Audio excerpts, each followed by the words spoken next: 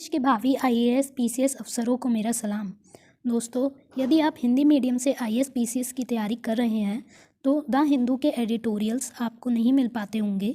इसलिए द हिंदू के एडिटोरियल्स का हिंदी में मैंने एनालिसिस किया है। मुझे पूरी उम्मीद है कि आपको पसंद आएगा और आपकी तैयारी में मददगार सिद्ध होगा। तो दोस्तों, चलिए शुरू करते हैं। उससे पहले आप चैनल सब्सक्राइब कर लीजिए ताकि आपको डेली द हिंदू के एडिटोरियल्स हिंदी में मिलते रहें। आज का एडिटोरियल एनालिसिस है स्थानीय स्वशासन के मूल्य। तो दोस्तों, ये आपके यूपीएससी मेंस पेपर 2 से रिलेटेड है और बहुत ही ज़्यादा महत्वपूर्ण है। ये लोकल गवर्नेंस आपके पेपर मेंस पेपर में इस सिलेबस में दिया गया है। तो दोस्तों, आपको पता होगा दिसंबर 1992 में संसद ने 73rd और 74th संवैधानिक संशोधन किया था, जो कि पंचायत और नगर पालिकाओं के संबंध में था, जिसके द्वारा पंचायतें और नगर पालिकाएँ संवैधानिक रूप प्राप्त हो गया था उन्हें, और वो ज़रूरी हो गई थी। हर गांव और हर शहर के लिए इनकी स्थापना करना संवैधानिक रूप से ज़रूरी हो गया था। तो इस संबंध में आज का ये आर्टिकल है। पहले थोड़ा सा 73 संवैधानिक संशोधन और 74 संवैधानिक संशोधन के बारे में जान लेते हैं। तो 73 जो संवैधानिक संशोधन है उसके द्वारा 3 स्तरीय बनावट दी गई थी, जिसका अर्थ है कि सबसे जो नीचे लेवल है उसमें होंगी ग्राम पंचायतें। उसके बाद उससे जो ऊपर का लेवल होगा जिसमें कुछ गांव होंगे, जैसे 5-6 गांव या 10-15 गांव जो भी है, उन्हें मिला के जो ब्लॉक बनाया जाएगा, उस लेवल पर जो खंड या तालुका बनेगा उसकी पंचायत होगी, और सबसे ऊपर जो है जिला पंचायत होगी, जो ज़िले की होगी। तो ये 3 स्तर हो गए। सबसे पहला ग्राम पंचायत जो गांव की है, किसी एक गांव की, फिर है कुछ गांव मिलाकर जो ब्लॉक बना है उसकी पंचायत, और तीसरा है जिला पंचायत। दूसरी बात है कि इसमें प्रत्यक्ष चुनाव होंगे, यानी कि जनता द्वारा सीधे चुनाव किए जाएंगे, और ये 5 वर्षों की अवधि में होते रहेंगे। उसके बाद है कि इसमें आरक्षण भी किया गया था। 1/3 सीटों पर महिलाओं के लिए आरक्षण दिया गया था, और बाकी सभी स्तरों पर भी अनुसूचित जाति जनजाति के लिए आरक्षण की व्यवस्था की गई थी। राज्य चुनाव आयुक्त इसके लिए एक नियुक्त किया गया था ताकि इनका चुनाव आसानी से करवाया जा सके। दोस्तों, आपको यहाँ पे एक बात बहुत महत्वपूर्ण ध्यान में रखनी है कि इनका जो चुनाव होता है वो मुख्य चुनाव आयुक्त जो सेंट्रल लेवल की जो बॉडी है उसके द्वारा नहीं होता है। इसका चुनाव राज्य की जो चुनाव संस्था है उसके द्वारा, राज्य चुनाव आयोग के द्वारा होता है। अब देखते हैं 74 संवैधानिक संशोधन। तो इसमें भी 3 स्तर पे नगर पालिका बनाई गई थी। सबसे पहली है नगर पंचायत, जिसमें कि वो छोटे छोटे क्षेत्र आते हैं या गांव आते हैं जो अभी गांव से शहरों में परिवर्तित हो रहे हैं। अर्थात जो थोड़े बहुत कस्बे हैं जो ना गांव के अंडर है पूरा और ना ही शहरों के अंदर हैं, तो वो छोटे छोटे शहर मान लीजिए या कस्बे मान लीजिए। तो एक नगर पंचायत सबसे नीचे लेवल पर वो होगी। उसके ऊपर होगी नगर पालिका परिषद, जो छोटे शहर हैं या लघु नगर क्षेत्र हैं वो, और उससे ऊपर होगी नगर निगम, जो कि बड़े नगर क्षेत्र हैं या महानगर हैं, जैसे कि दिल्ली हो गया, मुंबई हो गया, इस टाइप से जो बड़े बड़े हैं। इसमें रिजर्वेशन इसमें भी दिया गया है, और 5 साल बाद ही इसका चुनाव होता है। जो 73 के कुछ प्रावधान हैं वही इसमें भी लागू होते हैं, जैसे प्रत्यक्ष चुनाव हो गया, आरक्षण हो गया।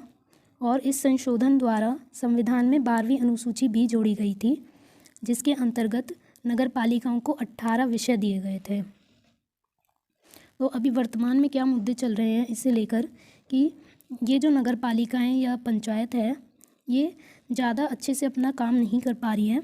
एक तो यहाँ भ्रष्टाचार बहुत है, जो भी इनका रुपया आता है वो आधा तो प्रशासनिक लोग ही ले जाते हैं, बाकी कहीं कहीं इधर उधर ख़त्म हो जाता है। तो उसकी वजह से क्या होता है कि पूरी पर्याप्त जलापूर्ति नहीं दी जा रही है, फुटपाथ की समस्या है वो पूरी नहीं हो पा रही है, और बाकी कई अन्य समस्याएं भी हैं जो इससे जुड़ी हुई हैं। तो जो स्थानीय स्वशासन है उसका मानक आधार क्या है?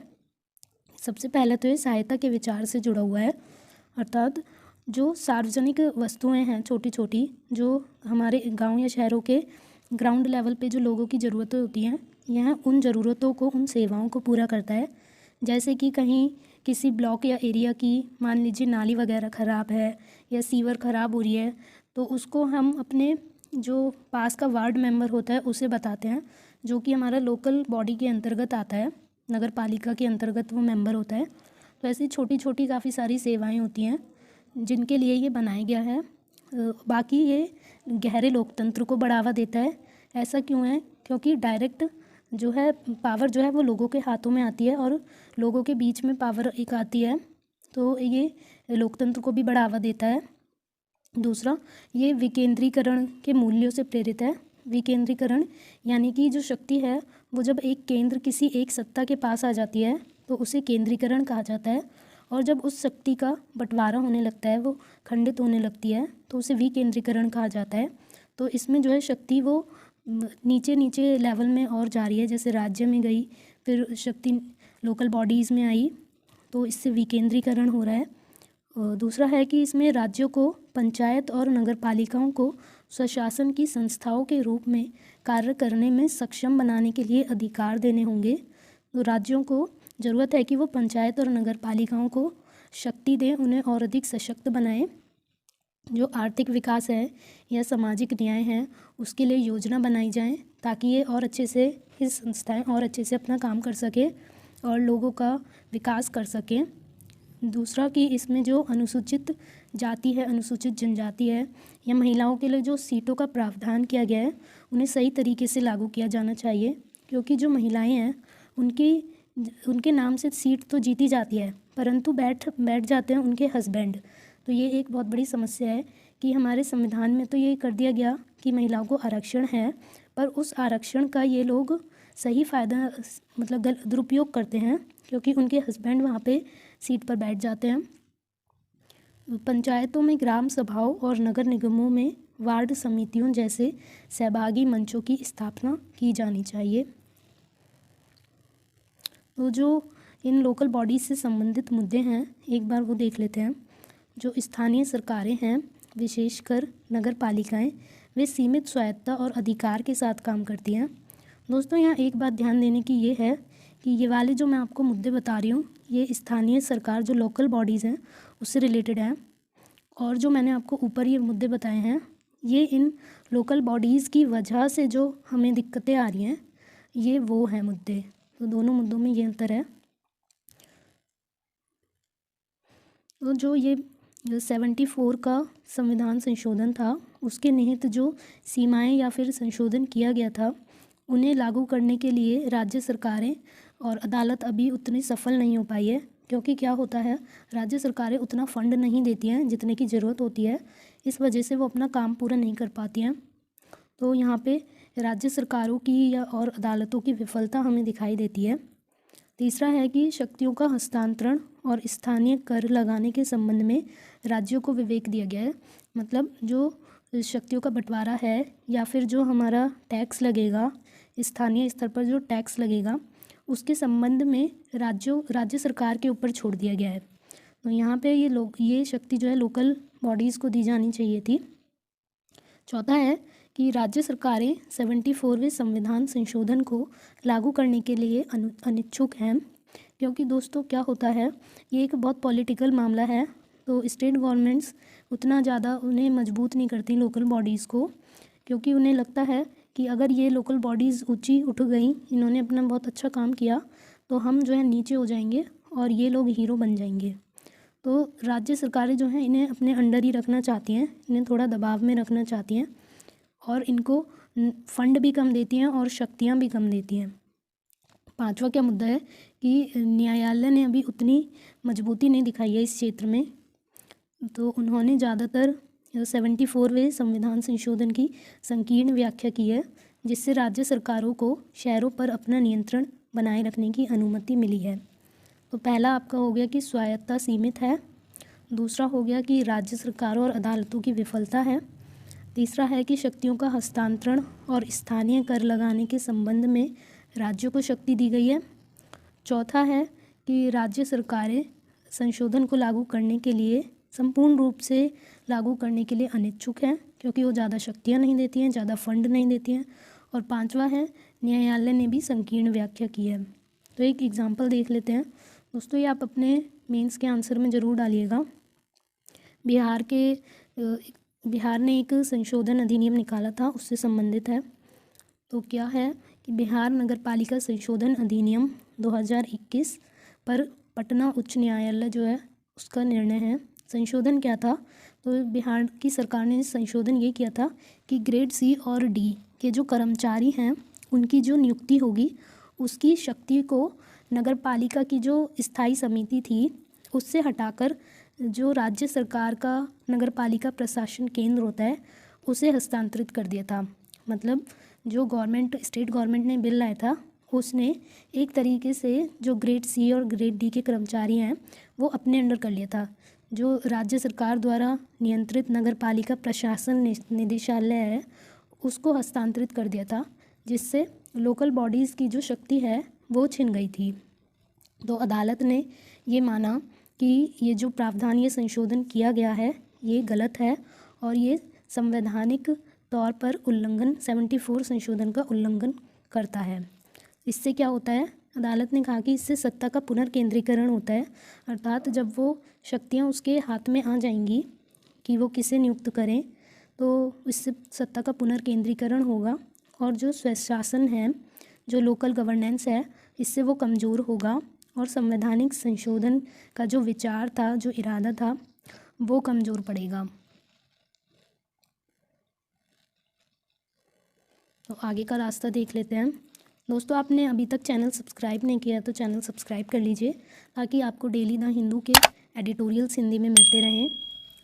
पहला देखते हैं रास्ता, स्थानीय सरकारों की भूमिका और उत्तरदायित्वों को उन नियामक मूल्यों द्वारा अग्रभूमि में रखा जाना चाहिए जिन्हें कम से कम कुछ मामलों में संविधान में अभिव्यक्ति मिली है। तो जो स्थानीय सरकार हैं उनकी भूमिका और उत्तरदायित्व को आगे लाया जाना चाहिए और उन पर ध्यान दिया जाना चाहिए। दूसरा है कि जैसे भारत अपनी राजनीति, अर्थव्यवस्था और संस्कृति में एक केंद्रीकृत बदलाव के दौर से गुजर रहा है, वैसे वैसे संघवाद का एक नया दावा हो रहा है जिस पर ध्यान दिया जाना चाहिए। तो जैसे जैसे भारत उन्नति कर रहा है अर्थव्यवस्था, राजनीति, संस्कृति में, उस दौर में इन लोकल बॉडीज़ पर भी ध्यान दिया जाना चाहिए। संघवाद पर बहस होनी चाहिए। इसमें केंद्र, राज्य, स्थानीय स्तर पर जो सरकारों के बीच शक्ति है वो और अच्छे से कैसे विभाजित हो और अच्छे से शक्ति कैसे साझा की जाए जिससे कि और लोगों का विकास हो, इस पर व्यापक चर्चा होनी चाहिए। और चौथा है कि स्थानीय सरकारें संरचनात्मक रूप से संविधान के संघीय ढांचे का एक अभिन्न अंग है, तो इस पर ध्यान देने की आवश्यकता है। दोस्तों अगर आपने ये वाला एडिटोरियल यहाँ पे समाप्त होता है। अभ्यास के लिए एक प्रश्न देख लेते हैं। प्रश्न है, आपकी राय में भारत में सत्ता के केंद्रीकरण ने किस हद तक ज़मीनी स्तर पर शासन के परिदृश्य को बदल दिया है? तो ये यूपीएससी 2022 का क्वेश्चन है, 200 शब्दों में है और 10 मार्क्स के लिए है। ये आपको प्रैक्टिस करनी है। दोस्तों अगर आपने प्रीवियस वीडियो नहीं देखा है, पिछला वीडियो जिसमें मैंने एमसीक्यू दिया था, तो वो आप देख लीजिए, तभी आपको इसका सॉल्यूशन समझ में आएगा। लिंक आपको डिस्क्रिप्शन बॉक्स में दिया गया है या फिर ऊपर आई बटन में भी आ रहा होगा, तो आप उसे देखिए। और मैं आपको इसका आंसर बता देती हूँ, बी है। तो कथन विश्लेषण देख लेते हैं। कथन एक सही है जो कहता है कि नीम जीवाणु रोधी, कवक रोधी और अन्य बहुमुखी गुणों को प्रदर्शित करता है, लेकिन यह नीम के पेड़ों को कीटों और बीमारियों के हमले से मुक्त नहीं करता है। डाइबैक रोग सभी उम्र के नीम के पेड़ों की पत्तियों, टहनियों और पुष्पक्रम को प्रभावित करता है और इससे गंभीर रूप से संक्रमित पेड़ों में लगभग 100% फल उत्पादन का नुकसान होता है। कथन जो 2 है वो गलत था। इसकी सही व्याख्या है, डाइबैक और स्टैगहेड कई कवक और कुछ बैक्टीरिया के कारण होते हैं जो कैंकर, एंथ्रेक्नोज, विल्ट और तना या जड़ सड़न पैदा करते हैं। डाइबैक बीमारी इस देश में पहली बार 1990 के दशक में उत्तराखंड में देहरादून के पास सामने आई थी। तो दोस्तों आज का प्रीलिम्स प्रैक्टिस एमसीक्यू देख लेते हैं। आज का प्रश्न है, कोसोवो देश निम्नलिखित में से किस समुद्र के साथ सीमा साझा करता है? तो पहला है काला सागर, दूसरा है एड्रियाटिक सागर, तीसरा है भूमध्य सागर। तो आपके सही कूट नीचे ऑप्शंस दिए गए हैं, उसमें से बताना है और कमेंट करना है। दोस्तों आप कमेंट करिएगा आंसर कि ए है केवल 3, बी है 1 और 3, सी है कोई भी नहीं, या डी है 2 और 3। तो इसका आंसर आपको कल पता चलेगा। दोस्तों अगर आपको पीडीएफ चाहिए इस वीडियो का तो उसका पासवर्ड आप लिख लीजिए। उसका पासवर्ड रहेगा local89। तो दोस्तों वीडियो को पसंद आया हो तो लाइक कीजिएगा और अपने दोस्तों के साथ शेयर करिएगा। Thank you.